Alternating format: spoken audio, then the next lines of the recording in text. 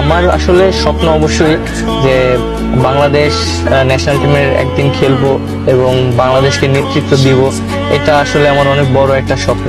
আমার উদ্দেশ্য হলো আমি অনেকদিন ক্রিকেট খেলতে চাই, যেমন 15 বছর ক্রিকেট খেলতে চাই এবং ওয়ার্ল্ড র্যাঙ্কিংয়ে অলরাউন্ডারের খাতায় নাম আসতে চাই। তিনি গ্রিক দেবতা নন রোমান কোন গ্ল্যাডিয়েটর। 22 গজের যুদ্ধে তিনি অদম্য এক যোদ্ধা মেহেদী হাসান মিরাজ, যে নামটা বাংলাদেশ ক্রিকেটে এক আশার নাম, ভরসার নাম।